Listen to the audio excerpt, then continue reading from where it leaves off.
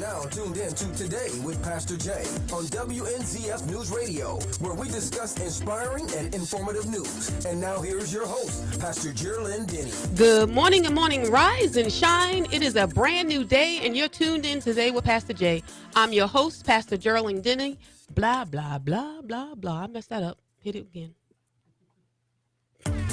You are now tuned in to Today with Pastor Jay on WNZF News Radio, where we discuss inspiring and informative news. And now here's your host, Pastor Geraldine Denny. Good morning, rise and shine. It's a brand new day, and you're tuned in to Today with Pastor Jay.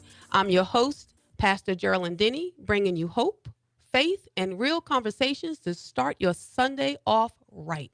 Now, family, we're talking about leadership, calling, and the future of my beloved state of Florida. My guest this morning is Byron Donalds, a man whose life is a testimony of grit, grace, and God's guiding hand. Raised by a single mother who worked hard and sacrificed to give him a wonderful and beautiful future.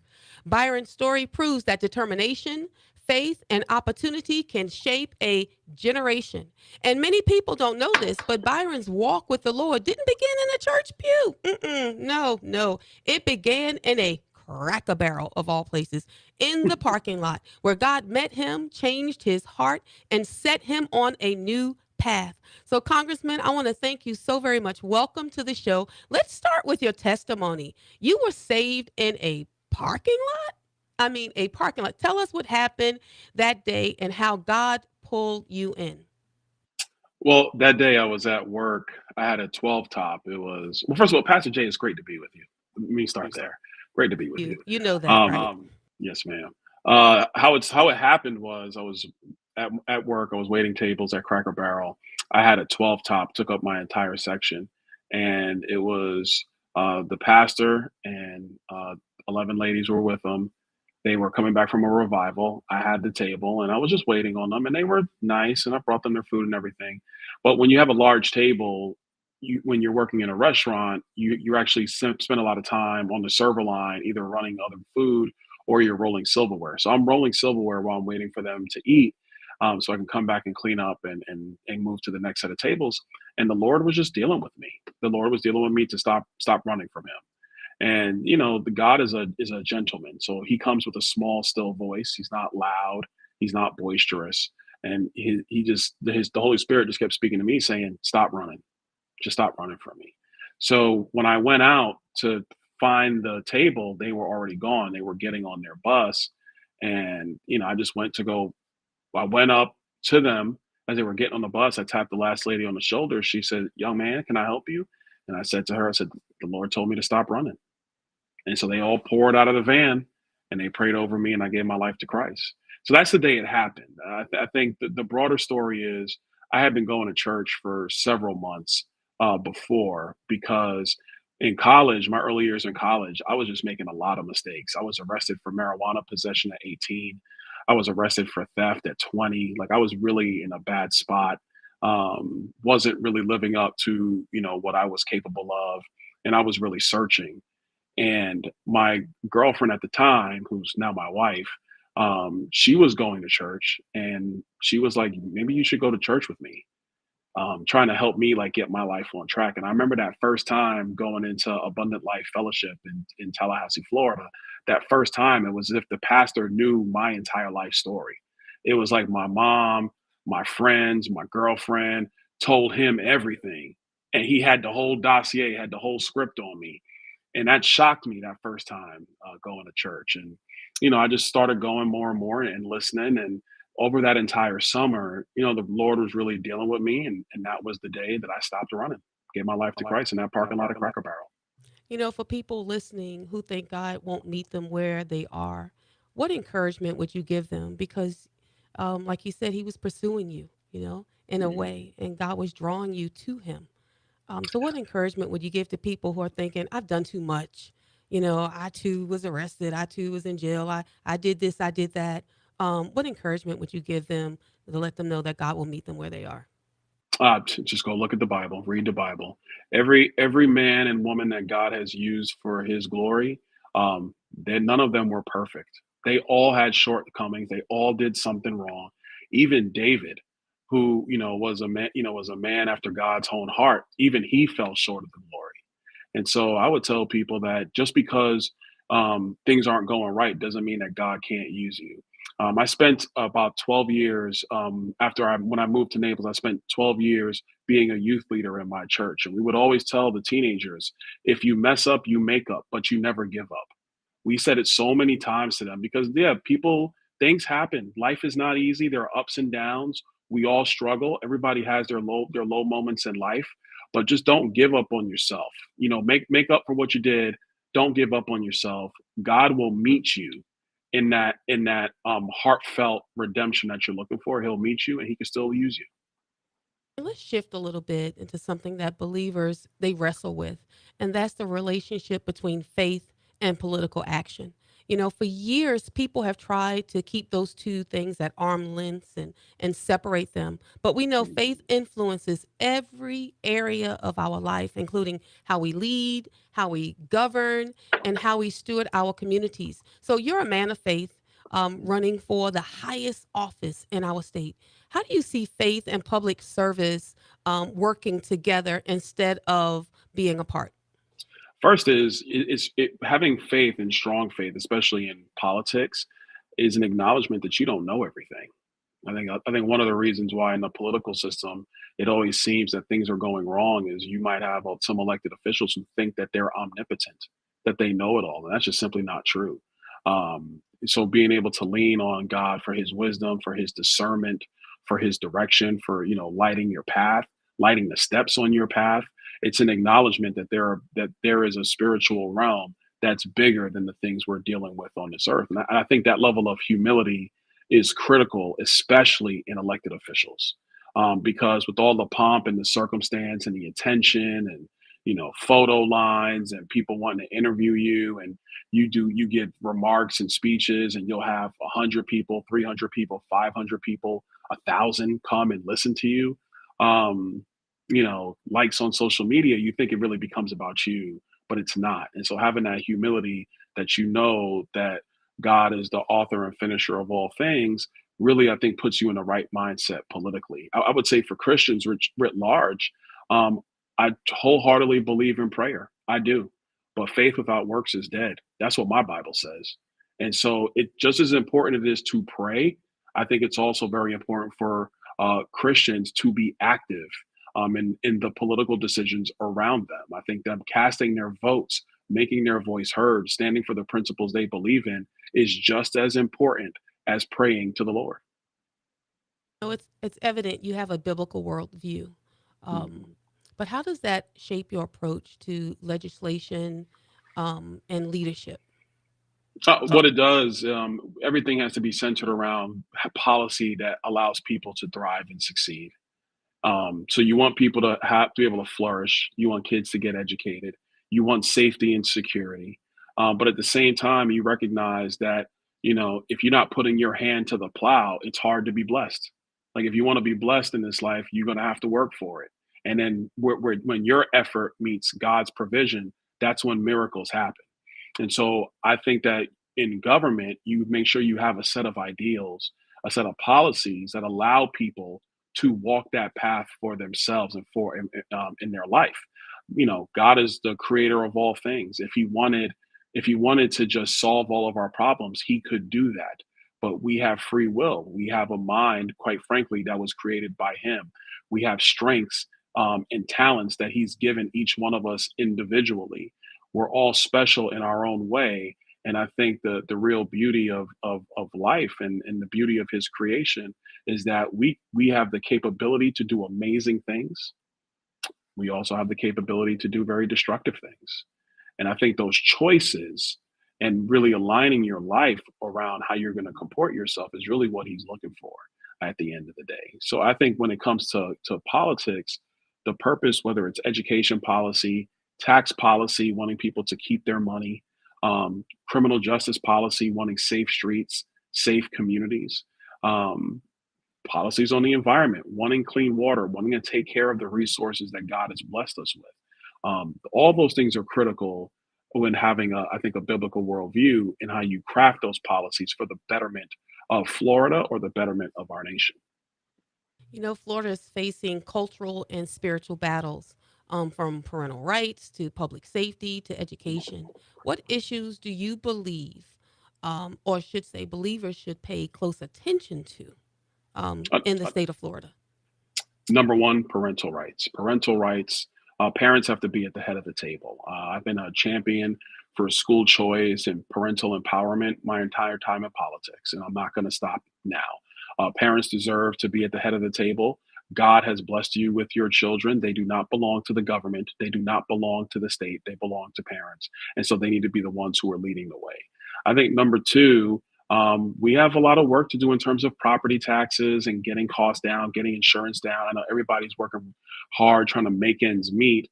What we need to do from the government side is one, I agree with the governor. We got to eliminate homestead property taxes. Looking forward to seeing his proposal on that. Two, we have to continue to work to push down insurance rates in our state. People are starting to see auto insurance rates come down. If you haven't seen homeowners insurance rates, my recommendation is go get another quote from a new insurance company. You might see lower insurance rates in that new quote. We have more work to do to make sure Florida is affordable for everybody. Number three, the environment. We're going to make sure that we finish Everglades restoration projects. We're going to make sure we have fresh water for the people of Florida going forward. The big one on the horizon, energy. We have to double the amount of baseload power in our state. We're going to need another natural gas pipeline. We're going to need small modular nuclear reactors in our state in order to provide the power for the people of Florida that is cheap and readily available so that they can afford it and live their lives. So there's so many things I would say people need to be paying attention to. That's a fraction of some of the stuff that we're going to make sure we do if I'm successful in my run to be the state's next governor. But there are so many issues that people need to be focused on. And I'll tell you this, Pastor Jay. I tell people all the time, you may not care about politics, but politics cares about you. That's a fact. That is the So, truth. you people got to decide, am I going to be engaged in civil discussion, in civic debate, and understanding these issues? Or am I not going to put my hand to the plow and then I'm relying on other people to make these decisions for me? Some say faith should stay in the church and that leaders should check their beliefs and their faith at the door. How do you navigate those pressures? Because I can imagine, that there's pressure in Mhm. leaving that and still stay true to your God and stay true to who you are. I wouldn't be in this position without God. So I don't really worry about those pressures because my view is, what can man do to me? Honestly, you know, God will make his judgment on my life when my life comes to an end. Other than that, everybody else is just talking. So I know that I wouldn't be in this position without him really giving me a pathway just to redeem myself from when I was 18 and 20. He's given me that opportunity and I've just run with it. So now when I come in and I discuss these issues or I have my faith and things I believe in, I'm not really concerned about what others think. I'm really not. I'm comfortable in my own skin. My kids are getting older and I love them. My wife and I, we're doing great. Our relationship is awesome. I love her. People, listen, here's the other thing in politics. You're going to keep it real. Family get hit hard. I mean, Family gets, how your family dealing with the pressures? I can't even imagine. I mean, I saw just recently that your son is involved yeah. in the Turning Point chapter at his college. I'm like, wow, this is cool. Um, Family gets hit hard. I would say most people are actually decent. Every night you'll get the jerks, and most of the jerks now reside on social media. They're keyboard warriors. They love to talk on keyboards, but when they see me face to face, they don't have much to say. It's an interesting dynamic, but that's what happens. But I would tell you, if you're doing something really positive in life, and this is what I tell my sons, haters are a good problem to have because that means you're doing something. If you don't have any haters, that means you're not doing anything. That's what it really means. If there's not somebody who's against you, that means you're not standing for what God's called you to do. Period. It's And very, so, very as far as true. I'm concerned, you want to hate? Go ahead. I'm 6'2", 280. I'm not concerned. I'm gonna be all right. They say the devil don't bother anyone that he already has, right? So, Mhm. but Byron, that everything you said just brings me right into something that you're building Yeah, that puts faith and action side by side in a powerful way. You're not just talking about the role of believers in shaping Florida; you're mobilizing them, and that leads us to faith leaders for Byron. What is faith leaders for Byron, and why did you feel led to create this coalition? well, one, obviously, the title speaks for itself. There's a lot of pastors, a lot of faith leaders around the state who've met me, who've talked to me, and they're like, "Man, not only do we want to pray for you, and I appreciate all the prayers. You have no idea how much I appreciate those, but we want to find ways to be supportive." So I was talking with the campaign team, and we were like, "Well, why don't we just make a coalition of faith leaders? That makes sense." And so what we're doing is we're putting together a coalition. One, so other faith leaders know that I'm not alone, which is that's big because sometimes with people, as long as they know somebody else is with them, it makes the journey easier. Like many hands make light work. And so one is to just let people know, man, there's a lot of people who are supporting him. I want to be a part of that. That's number one. Number two, it's really to have a coalition of prayer warriors. The people around the state of Florida and around the country who pray for me, pray for my wife, pray for my kids. That's invaluable, especially in a time where honestly, there's a lot of things you just can't see. And that discernment you need from the Lord, like sometimes you need people to just be, providing a dispensation of prayer to give you strength, to give you energy, to give you clarity. Clarity is a big one, wisdom, discernment. Those are all the things that any leader needs in order to be successful. So that's what it's about. It's about mobilizing people to be supportive of the campaign, obviously, but also to have that network of prayer warriors and faith leaders who have your back, who are always gonna be in your corner to make sure that you're prayed up and you have the energy you need for the road ahead. How can pastors and ministry leaders and believers alike, want to get connected and stand with you? How can they sign up for this Faith Leaders for Byron? Well, I would say just go to byrondonalds.com. There's a link on the website. You can contact us, and we'll get people signed up. Signed up. That's the quickest and easiest way. But we're really excited, Pastor Jay. We have a lot of pastors, a lot of faith leaders around the state who have signed up. We're going to sign up a lot more, and I'm really excited about it. I tell pastors and people I talk to who are Christians and people of faith. I tell them the largest political body in our country is not the Republicans, it's not the Democrats, it's the church. And if the church stands, the church will guide public policy in the United States of America, and they'll guide it in Florida. So the church has to be mobilized. They have to stand for what they believe in. Like I said a while ago, faith without works is dead. You could believe a lot of things, but if you're not willing to put your hand to the plow to to to have your prayers meet action, it doesn't do anything. And that's where I am. That's where I stand on these things. And to be honest, that's what the Bible says. President Trump appointed faith leaders to federal roles, establishing the White House Faith Office and the Religious Liberty Commission. And Governor DeSantis, he launched a governor's faith and community initiative, I think it was back in 2019 or so.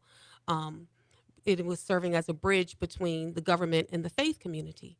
Right, So, right. what role, or are you, I should say, going to establish something like that in the state of Florida should you be successful? And what would that look like? No, we absolutely are. I think the contours we haven't fleshed out yet, but we are going to want to make sure that we have a large network of the faith community that is not just aware of what state government is doing, but in the areas where it can really be helpful, that we're working with the faith community. I think that's important. There's a lot of people in our state, whether it's mental health issues, poverty issues, women who are young women who are pregnant who are needing help. There are so many aspects, so many issues happening in the state where if you have government and the faith community working together, you can actually help a lot of people who are just at a point in their life when they're really struggling or really desperate or they need that hand up. Everything is not just about a government program. Sometimes it's just somebody being there in your corner when you really need help. And so we are going to put together something like that. It's really going to be powerful because when you have people who are in communities working together, also trying to work with state government so that we can do the right thing on behalf of people, I just think that's a good thing to do. It helps everybody in the long run. just recently, the government shutdown affected a lot of people. And of course, I'm always saying the government may be shut down, but God's kingdom never shuts down. The church should rise up, you know? Yeah, yeah, Um, with that in mind, um, have you considered or thinking about maybe establishing something here in the state of Florida where those things would happen, that the faith leaders, the churches would be strong enough, have the resources, have the connections and the know-how to stand in the gap at all times where we're not depending on government?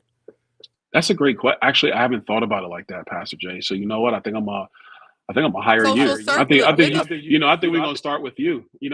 Sometimes when you have a great idea, it just first means you social volunteer yourself. services. Look, churches are the first social. So we are the Hundred original percent. social service department, right? We're the That's ones right. that's That's supposed to right. feed those that are hungry, clothe those that are naked, take care of the widows, the orphan, and the children. So it's our responsibility. So when government shut down, God's kingdom does not shut down. So I appreciate that. That is something I think we really should look into. And thank you so much Yeah. for your time. We've got to go. Family, what a conversation.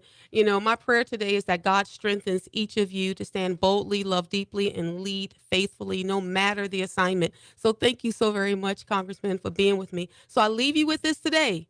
Yesterday's gone. Tomorrow's not promised. What are you going to do today? Well, here's a few things you can do. You can pray for Byron, his family, and God's guidance over his campaign. You can consider joining Faith Leaders for Byron and standing with other believers across Florida. Stay engaged, stay informed, stay prayerful, and seek God's will for our beloved state of Florida. Until next time, I'm Pastor Jay, and this has been Today with Pastor Jay on WNZF News Radio. God bless you.